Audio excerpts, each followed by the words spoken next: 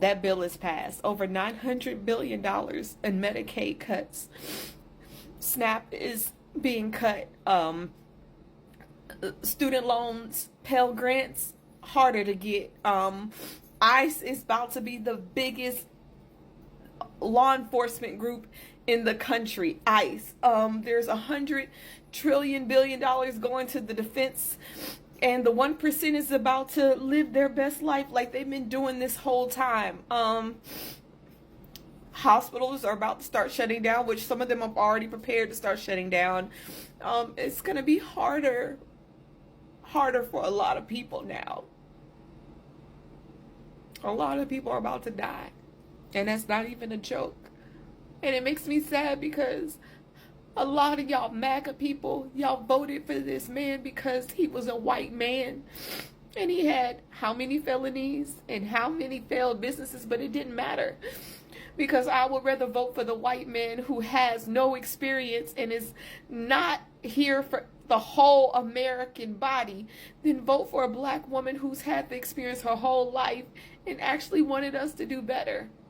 Wanted better for America. And for all the Republicans, y'all spineless POSs, y'all, I hope y'all get unseated. I really do.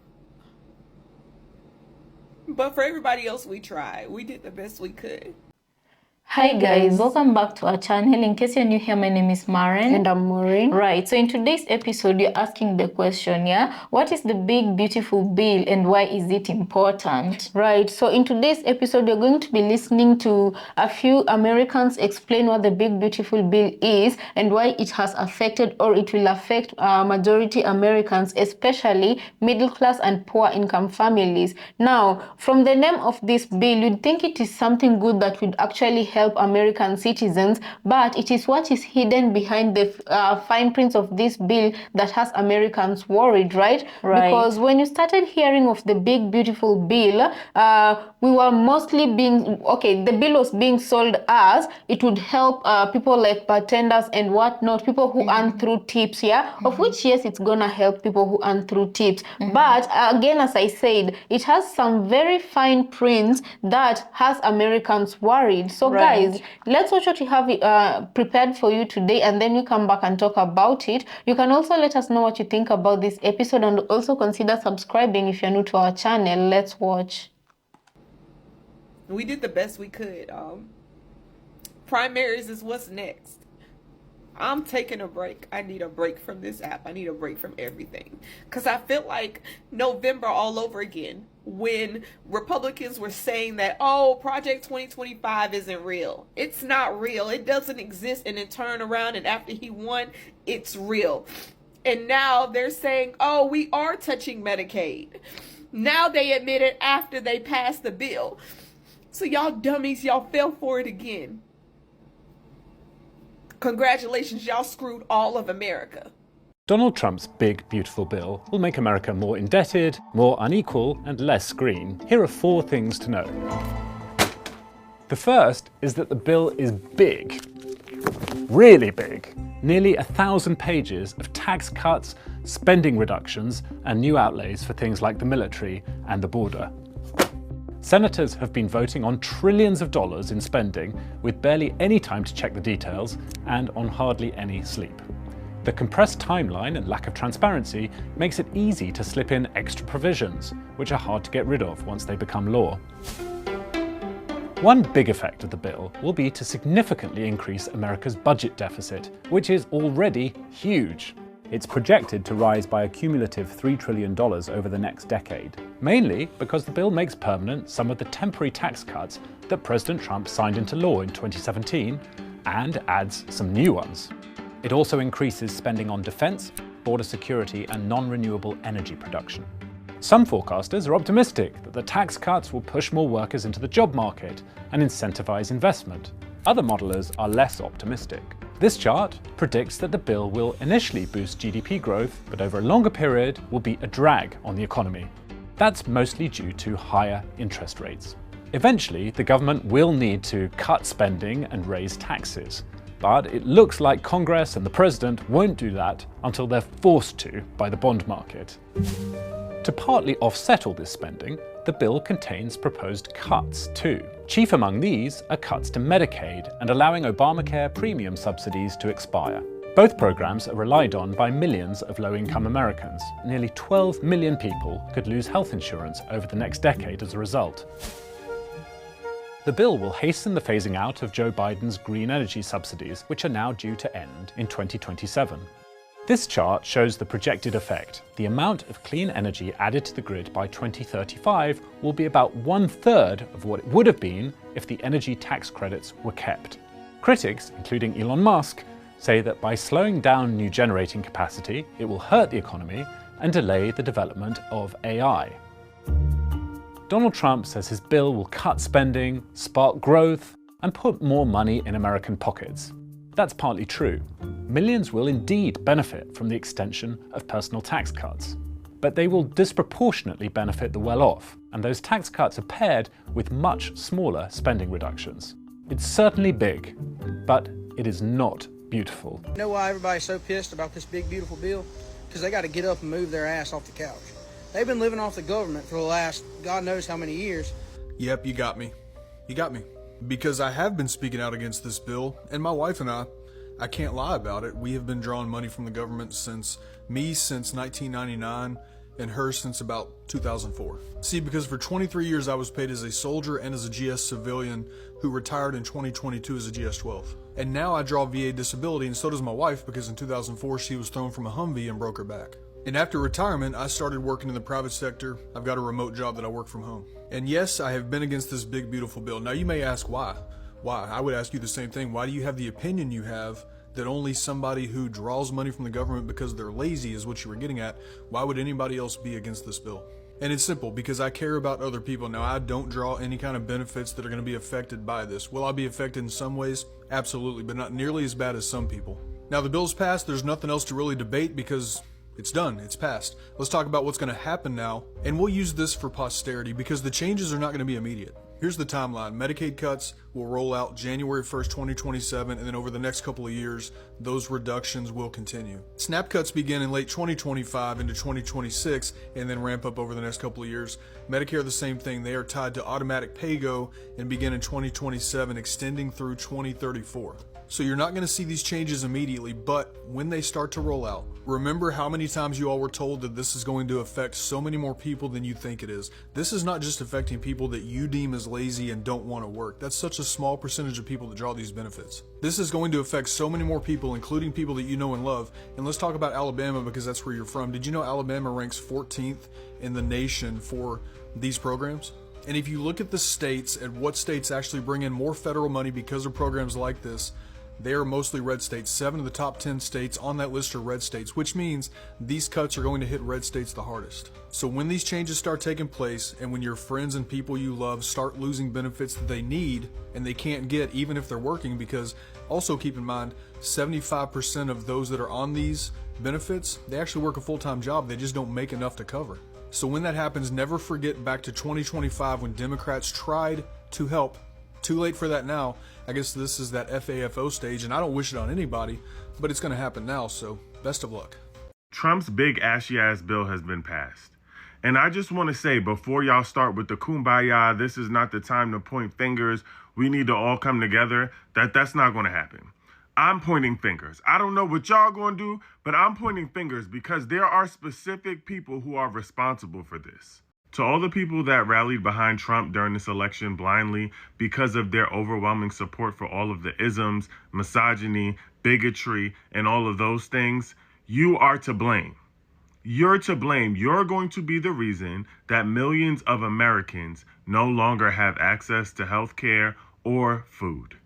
To all the people who voted for him because you thought he was talking to you when he said that there would be financial gain, but you're now realizing that he's actually talking about the people who are already rich, absent of the color of your skin, you are to blame.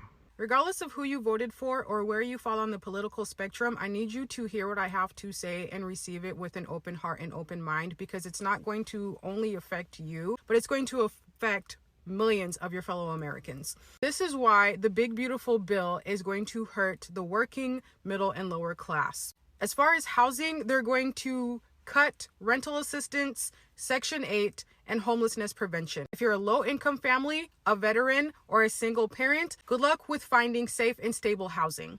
These cuts to housing include HUD programs, Section 8 vouchers, and emergency rental assistance. This impacts families already struggling with rent hikes, and they will face longer wait lists or lose their support.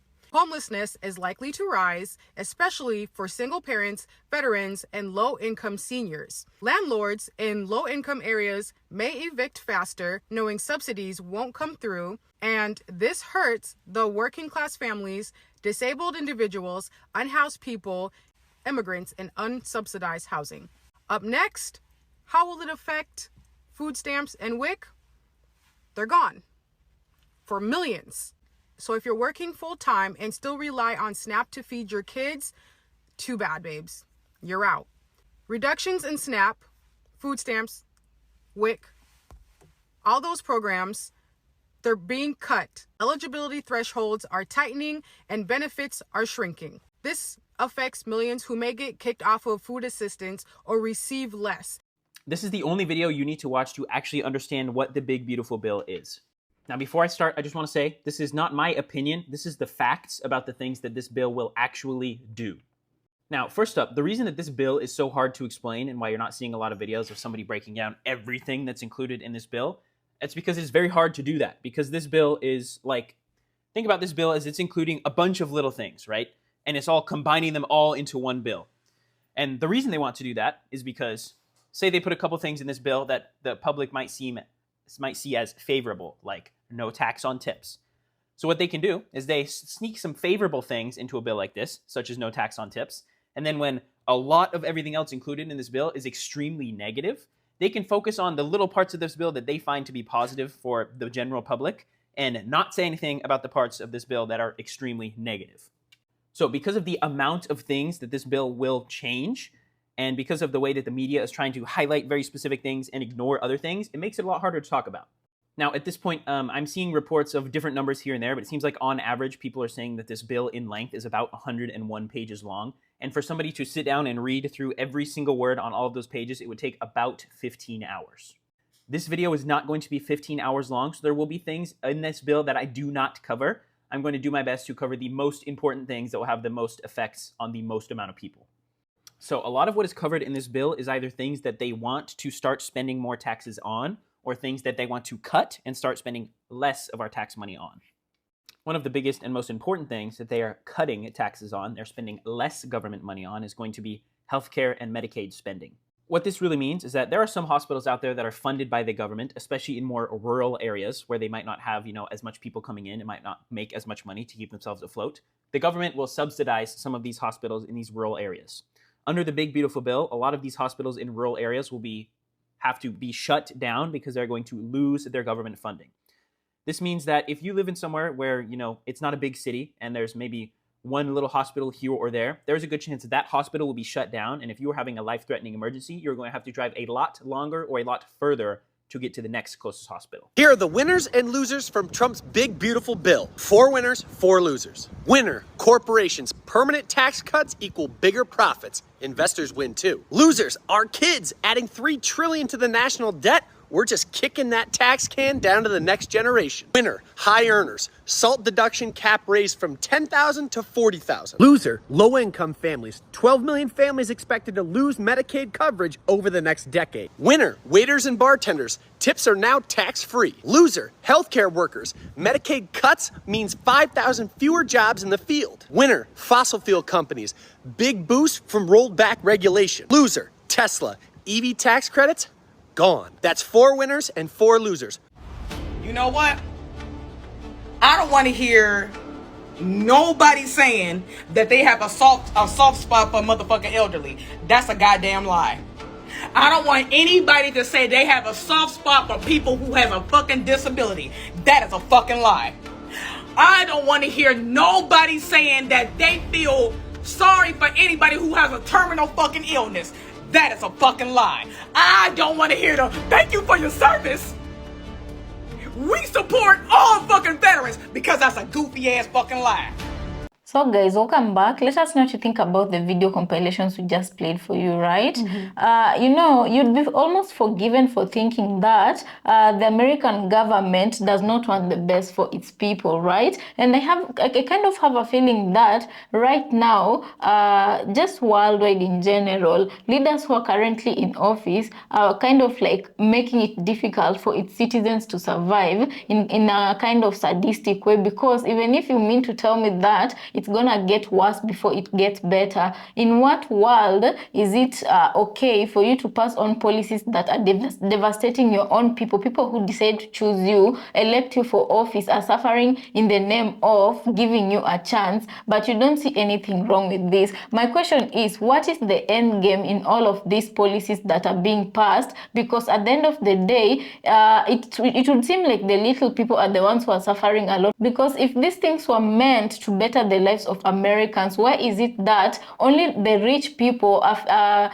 looking like they're the ones who are getting relief, and they're looking like they're the ones who are being protected? If this bill is good for all Americans, you know, clearly it's not good for all Americans, because we can clearly see that those who are going to suffer a lot are the ones who are struggling to make a living in America, and the ones who are trying to live decently. The rich people don't seem to be affected by these things, but because at the end of the day, who depends on Medicaid, yeah, it's the people who are less fortunate in America. Who depends on SNAP benefits? It's the people who are less fortunate in America. You know, the rich will never understand what the poor go through, or what the middle class income earners go through. And that is why I'm asking myself, yeah, why would you, okay, no politicians care for its citizens, yeah, they are all out of touch with the reality, you know. So what is the end goal after all these bills have been passed? What is the end goal? Exactly what are they trying to achieve, you know? And you know, right now I can't help but feel like rich people are trying to push middle class people and poor people into more poverty and despair, such that if they don't, they can't be able to afford medical care, if they can't be able to afford food, and the food stamps and food aids are being cancelled or cut down, I can't help but feel that they're deliberately pushing people into poverty, because they're trying to create a new kind of modern day slavery. Because if you do not have power and you do not have money, you're the one who is being controlled by those who do. Right. And whatever terms and conditions they lay in front of you, you're gonna be forced to accept them, yeah? But to what end? And another question people have been talking about, people have been asking, yeah, those who voted for President Trump, this is what you get, yeah? Had you voted for Kamala Harris, things would be different. So my question is,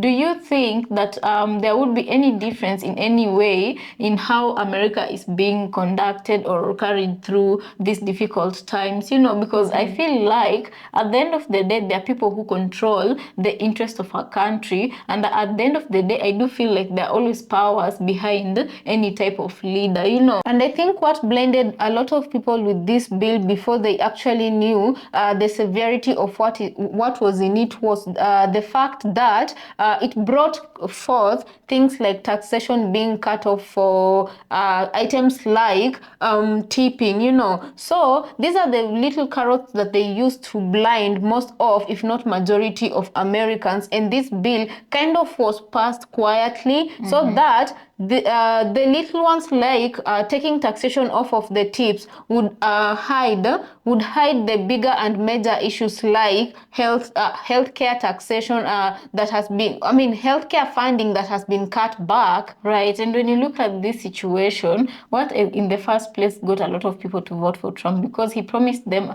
a better life, and he came with the promise of reducing the prices of items down to what they could be able to afford, right? And most especially, I remember goods like eggs, fuel, gas, you know, these are the kind of things that people were talking about, that President Trump had promised to bring the cost of it down, yeah? Yeah, and apparently right now even electricity is predicted to go up because of this bill. So he's given just a few candies to the middle class and poor families, while taking a majority of what they'll be earning. Right, in other ways. Yeah, at this point I even feel like if if he did promise to cut some taxation relief for Americans, if he promised taxation relief for Americans, I feel like he wasn't talking to the general population. He was talking to his rich billionaire friends, because those are the only people who are enjoying the tax reliefs he promised about, you know. So guys, let us know what you think about this situation, because personally